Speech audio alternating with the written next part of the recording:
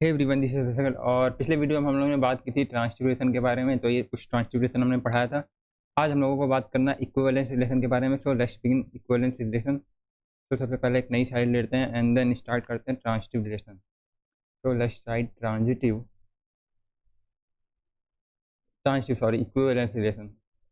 Equivalence relation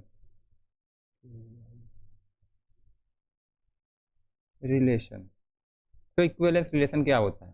देखो, equivalence relation का simple definition यही है कि जब कोई रिलेशन, मान लो कोई रिलेशन आर है, ठीक, जब कोई रिलेशन सिमेट्रिक नहीं, सबसे पहले रिफ्लेक्सिव, सिमेट्रिक और ट्रांजिटिव तीनों होता है। मतलब कोई रिलेशन, ऐसा रिलेशन जो रिफ्लेक्सिव भी हो, सिमेट्रिक भी हो और ट्रांजिटिव भी हो, वो होता है इक्विवेलेंस रिलेशन।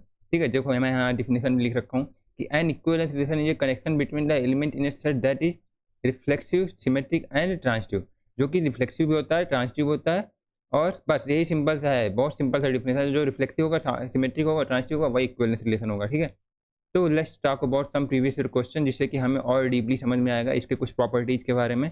जैसे यूनियन इंटरसेक्शन हो गया, and then union intersection, and then यहाँ पे ये यूनियन इंटरसेक्शन वाला, एंड देन यहाँ पे फाइनाइट सेट कितने नंबर ऑफ इक्विवेलेंस रिलेशन बन सकते हैं, एंड यहाँ पे कंसिडर द असर्शन। अच्छा, कुछ इक्विवेलेंस रिलेशन के क्वेश्चंस हैं, एंड आफ्टर दैट ये कुछ क्वेश्चन, ये सब प्रीवियस क्वेश्चन है गेट के, तो वहीं से शुरुआत करते हैं। सबसे पहले यहाँ से शुरुआत करते हैं। तो सबसे पहले क्या पूछ रहा है, क्वेश्चन पूछ रहा है कि, तो इसको तुम एक बार पढ़ के देखो, खुद से लगाने की कोशिश करो। अगर तुमसे लगता है तो अच्छी बात है, नहीं लगता है तो फिर मैं समझाता हूँ। देखो, let R and S be any two equivalence relation. देखो, आर एंड एस तो है, दो इक्विवेलेंस रिलेशन है, दिया हुआ पहले से इक्विवेलेंस है। इक्विवेलेंस तो है मतलब रिफ्लेक्सिव, सिमेट्री और ट्रांजिटिव होंगे, तीनों, दोनों। तो और non empty set, non empty मतलब फाई नहीं है, ठीक है, फाई नहीं है। तो which one of the following statement is true. अब देखो, क्वेश्चन को हमेशा, गेट के क्वेश्चन को हमेशा ध्यान से पढ़ो। यहाँ पे ट्रू पूछा है कि फॉल्स पूछा है, तो यहाँ पे इसको क्या करो, यहाँ पे ट्रू पूछा है, ठीक है। तो गेट 2005 2 मार्क क्वेश्चन है। तो ये पूछ रहा है R union and R inter both are equivalence relation. अच्छा, यूनियन और इंटरसेक्शन की प्रॉपर्टी यूज हो रही है इक्विवेलेंस रिलेशन में। तो ये अभी तो मैं बताया नहीं कि इक्विवेलेंस का रिलेशन क्या होता है। देखो, इसी क्वेश्चन से मैं एक क्वेश्चन इसी लेके आया हूँ, क्योंकि इसमें पूछा है, तो मैं इसी से समझा भी दूंगा। तो यूनियन, सबसे पहले यूनियन की बात कर लेते हैं, तो देखो, अगर कोई रिलेशन दिया है कि वो इक्विवेलेंस है, अगर वो कोई रिलेशन दिया है कि इक्विवेलेंस है, एंड देन वो किसी और एक इक्विवेलेंस रिलेशन के साथ वो करता है, यूनियन करता है, ठीक है। तो क्या होगा कि मान लो कोई है रिलेशन जो है इक्विवेलेंस है, ठीक, कोई इक्विवेलेंस रिलेशन है। तो let's take example like A B, reflexive भी होना चाहिए ना, हाँ, ए रिफ्लेक्सिव होना चाहिए, ए एंड बी होना चाहिए। इसमें रिफ्लेक्सिव सिमेट्री भी होनी चाहिए, मतलब बी ए भी होना चाहिए, और ट्रांजिटिव भी होना चाहिए। तो ए बी ए तो ही है, तो ट्रांजिटिव ऐसे ही हो गया ये। तो ये हो गया आर का एग्जाम्पल ले लिया मैंने, थोड़ा सा पेन को पतला करता हूँ मैं। एंड देन यहाँ पे एक एग्जाम्पल ले लेता हूँ। इसमें मान लो यहाँ पे सी डी है, सी सी पहले लिख लेता हूँ एक, एंड देन सी डी हो जाएगा एक, एंड देन एक हो जाएगा D D and D C. तो रिफ्लेक्सिव, सिमेट्रिक और ट्रांजिटिव तीनों है ये। तो ये हो गया इक्विवेलेंस रिलेशन, ठीक है, दोनों इक्विवेलेंस रिलेशन। अब इन दोनों का मान लो मैं यूनियन कर देता हूँ, मतलब सारे को एक साथ लिख देता हूँ मैं, सारे को एक साथ लिख लेना है। तो A B and C and then A B C and D D, ठीक है, डी डी। तो ये चारों हो गए यहाँ पे। एंड देन कौन सा बच रहा है, ए बी बच रहा है, बी ए बच रहा है। ये क्या लिखा हूँ यार, ए बी ए दो बार क्यों लिखा है, ए बी एंड बी होगा ये, हाँ बी होगा ये, तो ये बी है। तो बी ए एंड देन इसमें से आते हैं C D and D C. अब ये बताना है कि ये इक्विवेलेंस है कि नहीं है। तो देखो, अब ऐसे रिलेशन इक्विवेलेंस होंगे कि नहीं होंगे। देखो सिंपल सा, अगर तुम कॉमन सेंस लगाओ कि अगर कोई इक्विवेलेंस रिलेशन है, दो इक्विवेलेंस रिलेशन है और उनका यूनियन करेंगे, तो सिंपल सी बात है वो इक्विवेलेंस होगा ही होगा। क्योंकि उसमें जो वो सारे पेयर्स होंगे जो इक्विवेलेंस इसको बना रहे हैं और इसको बना रहे हैं, ठीक है, इस वाले रिलेशन को इक्विवेलेंस बना रहे हैं और इस वाले रिलेशन को इक्विवेलेंस बना रहे हैं, वो सारे पेयर इसमें प्रेजेंट हैं और उसमें ये सारे पेयर हैं। तो जब उन दोनों का कोलैब कर लेंगे तो वो सारे पेयर्स तो उसमें आ जाएंगे ना, तो उससे कोई चेंज तो होना नहीं है, उससे कुछ चेंज बदलेगा नहीं। तो ये जो होगा ये भी इक्विवेलेंस होगा। चाहे तो अगर तुम इसको चेक करना है तो चेक करके दिखाता हूँ मैं आपको। देखो A B B B C C and D D है, ठीक है। तो अगर एक और सिंपल सा पॉइंट बताता हूँ, नोट पॉइंट है कि जो स्मॉलेस्ट होता है, जो स्मॉलेस्ट इक्विवेलेंस रिलेशन होता है वो डायगोनल होता है। डायगोनल मतलब A B B B C C and D D, ये जो होता है रिफ्लेक्सिव भी होता है, सिमेट्रिक भी होता है, ट्रांजिटिव होता है, इसीलिए ये स्मॉलेस्ट होता है। स्मॉलेस्ट इक्विवेलेंस रिलेशन यहाँ पे नहीं लिखता मैं, यहाँ पे थोड़ा ज़्यादा हो जाएगा घिची पिची। एक मिनट, अरे सॉरी, इसको यहाँ से हटा के एंड देन अगले पेज में लिख देता हूँ, एक नया पेज ऐड करके यहाँ पे लिख देता हूँ। तो यहाँ पे एक नोट पॉइंट है कि smallest equivalence relation is diagonal relation smallest होता है डायगोनल वाला। क्यों? क्योंकि देखो जब यहाँ पे मैं जिस तरह समझाया कि अगर ये पेयर प्रेजेंट है तो ये देखो अगर ये A B B C C and D D present है, ठीक है, A B B C C and D D present है, तो ये क्या होंगे? ये होंगे रिफ्लेक्सिव। सबसे पहली बात तो रिफ्लेक्सिव हो जाएंगे ए बी बी सी सी, ठीक है। मान लो ये सेट हो गया ए बी सी डी, तो इसके सारे पेयर्स जो है रिफ्लेक्सिव होल्ड कर रहे हैं। एंड देन सिमेट्रिक की बात कर लें तो सिमेट्रिक क्या कहता है? सिमेट्रिक बोलता है अगर हमारे पास ए बी है तो हमारे पास बी ए होना चाहिए, और अगर हमारे पास ए बी नहीं है तो हमें बी ए चेक नहीं करते हैं, तो वैसे ही सिमेट्री हो जाता है मेरा, तो वो सिमेट्री बन जाएगा। एंड देन ट्रांसटिविटी क्या कहता है? ट्रांसटिविटी कहता है कि अगर ट्रांसटिविटी के दो पेयर अलाउड अगर प्रेजेंट नहीं है, A B B C then A C, ये तीन होते हैं ना ट्रांसटिव के लिए, तो मान लो अगर ये दोनों प्रेजेंट नहीं है तो ये इसकी ज़रूरत नहीं है हमें, ये पहले से ही बाई डिफॉल्ट जो है ट्रांसटिव होल्ड करेगा। तो इस तीनों के रूल को लगा के जो होगा ये जो हो जाएगा, ये जो केवल डायगोनल वाले एलिमेंट है, डायगोनल मतलब समझ रहे हो ना, A B B C C and D D वाले, ये इतना जो है, ये इतना यहाँ से लेके यहाँ तक का जो है वो जो हो जाएगा स्मॉलेस्ट हो जाएगा, ओ स्मॉलेस्ट पॉसिबल इक्विवेलेंस रिलेशन हो जाएगा, ठीक है। एंड देन अब अगली बात करते हैं, मैं क्वेश्चन पे भटक गया था, क्वेश्चन पे आता हूँ मैं वापस, जिसमें होता है कि, तो मैं क्या बोल रहा था, मैं भटक गया, थोड़ा सा भूल गया मैं कहाँ मैं क्या पढ़ा रहा था। हाँ, तो मैं क्या कह रहा था कि ये जो होगा ये डायगोनल पेयर होंगे, एंड देन ये डायगोनल हो गए, तो मैं क्वेश्चन पे वापस आता हूँ। क्वेश्चन क्या था? कि क्वेश्चन था कि ये इक्विवेलेंस रिलेशन होगा कि नहीं, यूनियन, तो यूनियन जो होगा इक्विवेलेंस रिलेशन होगा कि नहीं होगा, ये पूछ रहा है। तो अगर हमें यही पेयर मिल गए तो हमें इससे ही पता चल जाता है डायगोनल हो जाएगा। अब हमें ऐसा पेयर ढूंढना है, मान लो हाँ, अगर हम इसमें कोई एक ऐसा पेयर ढूंढते हैं जिससे कि ये यूनियन जो होल्ड ना करे, तो हम मान लो कोई ऐसा पेयर इसमें मिल ढूंढते हैं A B B C D, तो ऐसा कोई पेयर एग्जिस्ट नहीं कर रहा है अभी इसमें, तो ये जो होगा मेरे हिसाब से यूनियन जो होगा यूनियन होल्ड करेगा। देखो हर डिफिनीशन, हर जो है, हर एग्जाम्पल में तुम्हारा वो जो है यूनियन होल्ड करना चाहिए इक्विवेलेंस रिलेशन के लिए, तो ऐसा एग्जाम्पल तुम चूज करो जिसके लिए होल्ड करे। ऐसा नहीं करना है हमें ऐसा एग्जाम्पल चूज करना है कि जिससे कि वो इक्विवेलेंस रिलेशन ना हो। हमेशा जब भी एग्जाम में तुम ट्राई करने जाओ तो तुम चेक करो कि तुम्हारा तुम ऐसा एग्जाम्पल चूज करो कि जो उससे अलग हो, मतलब वो इक्विवेलेंस रिलेशन को सेटिस्फाई नहीं करता, क्योंकि वही एक रिलेशन से अगर तुम सेटिस्फाई कर दिए नहीं कर रहा है तो पूरे में ही वो फेल हो जाएगा, तो पूरा फेल हो जाएगा, क्योंकि एक ही चाहिए होता है फेल करने के लिए। तो यूनियन जो है इस तरीके से होल्ड कर गया। And then R intersection S की बात करते हैं, इंटरसेक्शन की बात कर रहा है ये। तो मान लो अगर मैं इसी एग्जाम्पल पे आर इंटरसेक्शन एस भी बता देता हूँ, एक मिनट मैं इसको कॉपी पेस्ट कर लेता हूँ यहाँ से।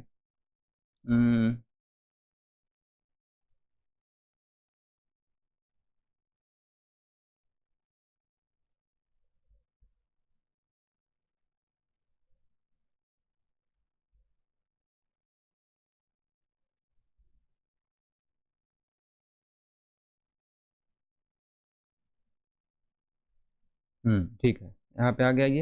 एंड देन मैं क्या बता रहा था कि इंटरसेक्शन की बात करने जा रहा था, तो मैं इंटरसेक्शन समझाता हूँ कैसे होगा इंटरसेक्शन। तो इसमें से पहले ये हटाओ, एंड देन ये इंटरसेक्शन लगा लेते हैं इसी में, ये इसमें इंटरसेक्शन आ गया। तो इंटरसेक्शन आ गया, तो इंटरसेक्शन में क्या होगा कि ये होल्ड करेगा कि नहीं करेगा, क्योंकि ये पूछ रहा है दोनों इक्विवेलेंस रिलेशन होल्ड करते हैं कि नहीं करते हैं। अगर ये वाला हम लोगों ने पहला ही ऑप्शन सॉल्व कर दिया इसमें से, तो ये पूरा क्वेश्चन ऐसे सॉल्व हो जाएगा, क्योंकि दो ही रिलेशन पे पूरे बात हुई है। क्योंकि बी क्या है कि आर यूनियन इक्विवेलेंस होता है कि नहीं, आर इंटरसेक्शन कह रहा है दोनों नहीं होता है, ना इधर लिखा है, तो इस तरीके से इंटरसेक्शन वाला बात करते हैं। तो इंटरसेक्शन मान लो इस एग्जाम्पल में हम लोग बात करें A B B C and C, तो मान लो इसमें से मैं कॉमन लेता हूँ, तो इसमें कॉमन क्या है, तो हमें इसमें तो कुछ कॉमन मिल नहीं रहा है। हाँ, इसमें हमें कुछ कॉमन नहीं मिला, तो 5 हो जाएगा। तो इक्विवेलेंस रिलेशन क्या बोलता है कि रिफ्लेक्सिव भी होना चाहिए, सिमेट्री भी होना चाहिए, ट्रांसटिव भी होना चाहिए। और रिफ्लेक्सिव क्या कहता है कि हमारे पास ए बी बी सी सी होना चाहिए, ए बी बी सी सी होना चाहिए, तो ये जो है रिफ्लेक्सिविटी यहाँ पे होल्ड नहीं करेगी फाई के लिए, फाई के लिए जो है रिफ्लेक्सिविटी होल्ड नहीं करेगी, एंड देन यहीं पे ये कंडीशन फेल हो जाएगा। तो इससे पता चला कि आर इंटरसेक्शन एस जो है इक्विवेलेंस रिलेशन नहीं होता है। तो हमारा क्वेश्चन यहीं से सॉल्व हो गया, तो ये होल्ड नहीं करेगा। तो क्या हुआ कि बोथ इक्विवेलेंस वाला ऑप्शन गलत हो गया, एंड देन यूनियन हाँ ये होल्ड कर रहा है, तो बी ऑप्शन सही हो गया, एंड देन ये फॉल्स, एंड देन ये फॉल्स। तो 2 नंबर का क्वेश्चन जो है बी ऑप्शन सही है। ठीक, अब बात करते हैं नेक्स्ट क्वेश्चन के बारे में। तो यहाँ पे हमें क्वेश्चन सॉल्व करते हैं, एक प्रॉपर्टी भी मिल गई, यहाँ पे एक प्रॉपर्टी मिल गई लाइक आर इंटरसेक्शन एस, मतलब आर इंटर सॉरी कि ऐसा नहीं लिखते, ऐसे लिखते हैं कि मान लो लिखते हैं कि इक्विवेलेंस रिलेशन जो है,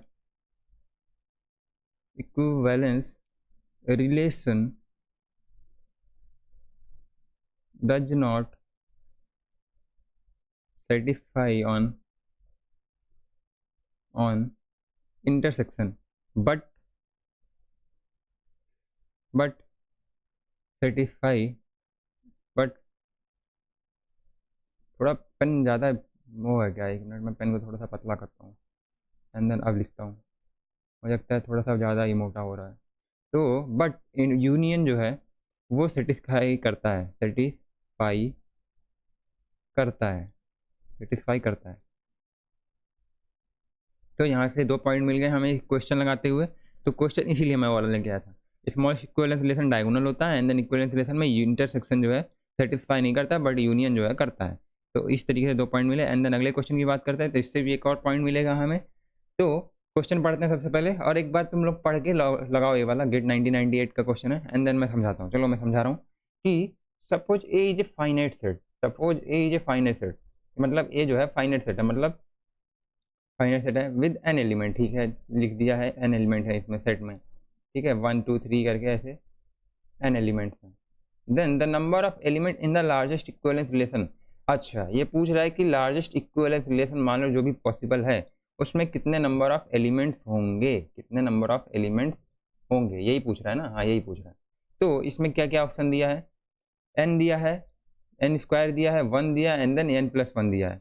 तो इसमें से कौन सा ऑप्शन सही है, तुमको कौन सा लगा है? चलो मैं समझा रहा हूँ कौन सा सही होगा। तो अभी जस्ट मैंने पीछे समझाया कि स्मॉलेस्ट जो होगा, स्मॉलेस्ट जो है, स्मॉलेस्ट जो है, स्मॉलेस्ट जो है कहाँ गया, स्मॉलेस्ट जो है डायगोनल होगा, स्मॉलेस्ट जो है डायगोनल होगा।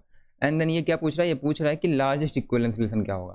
तो लार्जेस्ट में क्या होगा, स्मॉलेस्ट तो डायगोनल हो गया, स्मॉलेस्ट जो है डायगोनल एलिमेंट हो गया, स्मॉलेस्ट जो है वो डायगोनल हो गया, डायगोनल।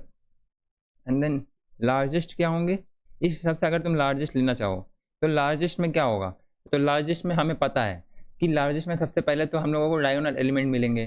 तो मान लो अगर ये n क्रॉस n का मैट्रिक्स है, अगर n क्रॉस n का मैट्रिक्स है, ये मैट्रिक्स है, ये ठीक है मैट्रिक्स है, ठीक। तो इसमें कम से कम हमें n एलिमेंट तो मिलेंगे, हमें n एलिमेंट तो मिलेंगे ही मिलेंगे। और अगर हम लोग कुछ प्रॉपर्टीज़ पे बात किए होते तो हमें पता चलती कि अगर मैं उस वाली प्रॉपर्टीज़ को डिस्कशन किया होता जो यहाँ पे रहता है, ये वाली प्रॉपर्टी वाले पे, तो ये ज़्यादा सूटेबल नहीं था, इसलिए मैं इसको डिस्कशन नहीं किया। तो इसमें अगर हम लोग डिस्कस करते हैं तो हम लोगों को ये पता चलता है कि ए क्रॉस ए के साथ, कार्टेशियन प्रोडक्ट के साथ इक्विवेलेंस होल्ड करता है, इक्विवेलेंस होल्ड करता है, इक्विवेलेंस होल्ड करता है। मतलब एक कार्टेशियन प्रोडक्ट देखो, बहुत लोगों को नहीं पता होगा, बहुत लोगों को ये नहीं पता होगा, तो मैं बता रहा हूँ कार्टेशियन प्रोडक्ट क्या होता है। कार्टेशियन प्रोडक्ट होता है जिसमें सारे एलिमेंट प्रेजेंट होते हैं, जिसमें सारे एलिमेंट सारे पेयर प्रेजेंट होते हैं, A B B C C and then there, सबका जो सारे एलिमेंट हो सकते हैं पॉसिबल, सारे पेयर प्रेजेंट होते हैं कार्टेशियन प्रोडक्ट में। तो कार्टेशियन प्रोडक्ट इक्विवेलेंस कैसे होगा, कार्टेशियन प्रोडक्ट इक्विवेलेंस इसलिए इस तरीके से होगा कि मान लो उसमें सारे एलिमेंट प्रेजेंट हैं, तो जो होगा रिफ्लेक्सिव तो होगा ही होगा, एंड देन सिमेट्री भी होल्ड करेगी, एंड देन ट्रांसिटिविटी भी होल्ड करेगी, तो इक्विवेलेंस तो होल्ड ही कर जाएगा। तो इस तरीके से वो इक्विवेलेंस रिलेशन भी होल्ड करेगा, ठीक है। तो ये वाला प्रॉपर्टी इस पे यहाँ पे यूज होगा, इस वहाँ पे इस वाले क्वेश्चन में, यहाँ पे, अरे कहाँ गया ये, कहाँ गया क्वेश्चन, ये रहा, ये क्वेश्चन जो है इसमें जो है वो वाली प्रॉपर्टी होल्ड करेगी। तो मिनिमम क्या हुआ, मिनिमम हमें एन मिला, तो मिनिमम हमें एन मिला, एंड देन लार्जेस्ट क्या होगा, लार्जेस्ट जो है ये मिनिमम था, इसको हटाओ, यहाँ पे क्यों लिख दिया मैं, हाँ चलो ठीक है। तो लार्जेस्ट क्या होगा कि एन क्रॉस एन मिलेगा, एन क्रॉस एन कैसे मिल गया, क्योंकि हमने अभी जस्ट डिस्कस किया कि हमें कार्टेशियन प्रोडक्ट में क्या होता है, सेटिस्फाई करता है इक्विवेलेंस, इक्विवेलेंस जो है जो भी स्पेलिंग है समझ जाना, इक्विवेलेंस जो है सेटिस्फाई करता है। तो इस तरीके से N cross N equals to N square हो जाएगा। तो एन स्क्वायर जो हो जाएंगे total number of element present हो जाएंगे लार्जेस्ट इक्विवेलेंस रिलेशन में, तो ये हो गया एन स्क्वायर। तो देखो मैं अच्छे से समझाता हूँ, फिर से समझाता हूँ, तो तोड़ मरोड़ के समझाया हूँ वो, फिर से मैं समझाता हूँ। देखो स्मॉलेस्ट हम लोगों को पता है डायगोनल होता है, जस्ट मैं पीछे समझाया हूँ क्योंकि, तो वो हमें पता है। एंड देन अब हम लोग लार्जेस्ट की बात करें क्योंकि लार्जेस्ट क्वेश्चन में पूछा है, तो लार्जेस्ट में हम लोगों ने यहाँ से शुरू किया सॉल्व करना कि अगर हम मान लिए मैट्रिक्स है तुम्हारे पास, ठीक, तो उसमें हम लोग स्मॉलेस्ट लेंगे डायगोनल, डायगोनल हम पहले से ले लेंगे, इसमें एन आ जाएगा। एंड देन अभी जस्ट हमने डिस्कस किया कि ए क्रॉस ए पे जो है इक्विवेलेंस सेटिस्फाई करता है क्योंकि उसमें सारे एलिमेंट प्रेजेंट होते हैं, और ए क्रॉस ए जो होता है रिफ्लेक्सिव भी होता है, सिमेट्री भी होता है, ट्रांजिटिव होता है, तो ये जो हो जाएगा इक्विवेलेंस हो जाएगा, इक्विवेलेंट हो जाएगा। तो इस तरीके से अगर एन क्रॉस एन के एलिमेंट्स हैं, ए जो है एन क्रॉस एन का है, मतलब एन एलिमेंट है इसमें, तो एन यहाँ से आया एंड देन एन यहाँ से आ गया, दो बार ए है ना, तो एन एन आ गए, एंड देन एन एन का जब मल्टीप्लाई करेंगे तो एन स्क्वायर हो जाएगा, तो एन स्क्वायर इस तरीके से आंसर है। गेट 1998 बहुत पुराना क्वेश्चन है, 1 मार्क का, लेकिन बहुत अच्छा क्वेश्चन है, एकदम कॉन्सेप्ट की बात हो रही है यहाँ पे। तो यहाँ से यहाँ पे लिख देते हैं फिर से कॉन्सेप्ट। पहला कॉन्सेप्ट क्या है, यहाँ पे स्मॉलेस्ट हो गया, लार्जेस्ट इक्विवेलेंस। मैं ये वाला इस तरीका क्यों अपनाया कि जिससे होगा क्वेश्चन के साथ साथ जो है हमें ऐसे टॉपिक ये भी मिल जाएगा, इसलिए मैं ये वाला सीन कर रहा था। तो largest equivalence relation will be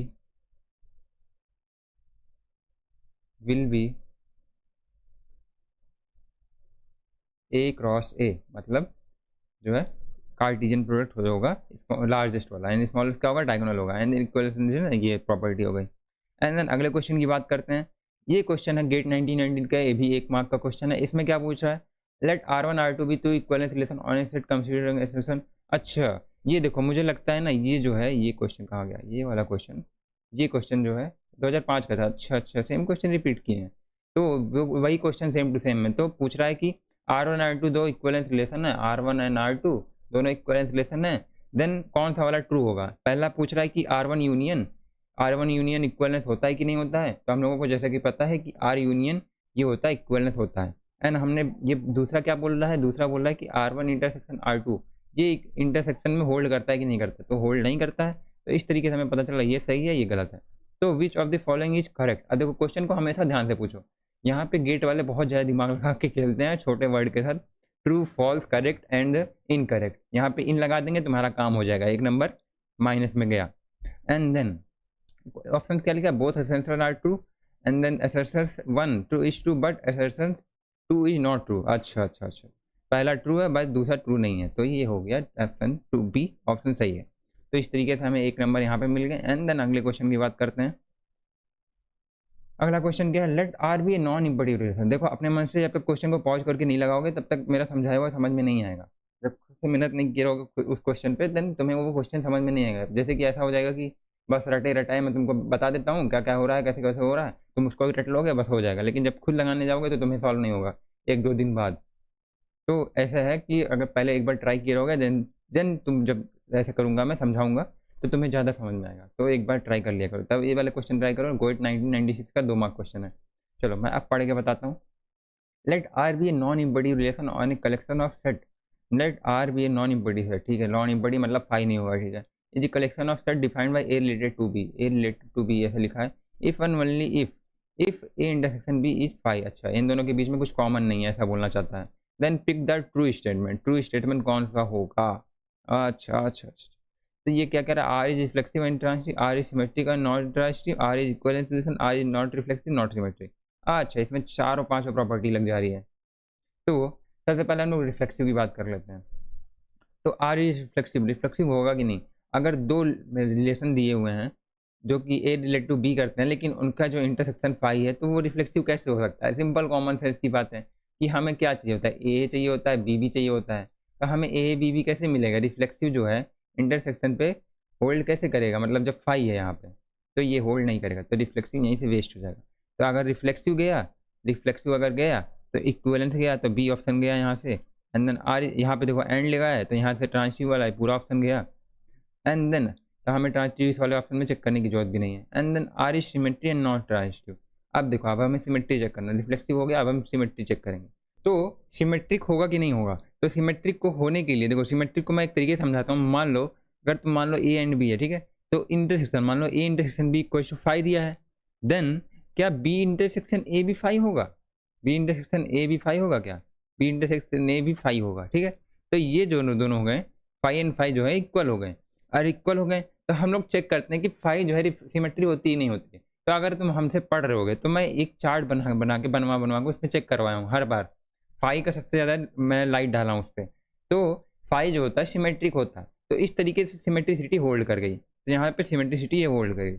and then same तरीके से ट्रांसिटिविटी का भी मैं बात करता हूँ, तो ट्रांसिटिविटी का ये होल्ड करेगा कि नहीं करेगा? तो ट्रांसिटिविटी क्या कहता है कि मान लो अगर मैं इसी तरीके से समझूँ, A intersection B equal to 5 है and B intersection A equal to 5 है, ठीक है, देन अगर A intersection A intersection and B intersection, इसके लिए मैं 3 लेना पड़ेगा।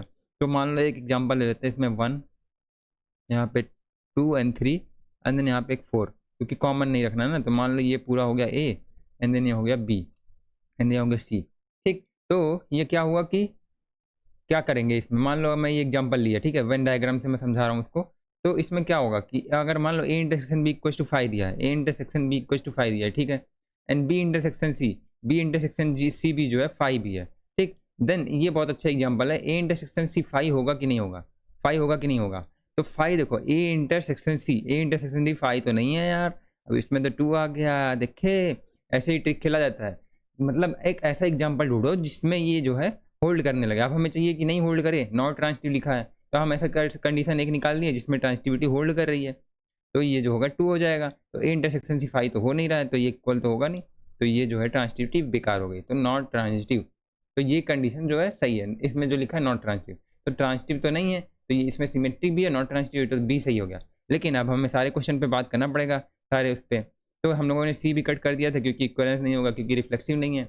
एंड इसमें क्या बोला, आर इज नॉट रिफ्लेक्सिव, ठीक है, हमारी तरफ है ये अभी तक। एंड देन एंड की बात कर लेते हैं, नॉट सिमेट्री लिख देता है, तो नॉट सिमेट्री लिख दिया, तो यहाँ पे हमारी तरफ नहीं है ये, तो एंड है बीच में, इसलिए दोनों ऑप्शन जो है होल्ड करने चाहिए, तो ये डी वाला भी फॉल्स हो गया।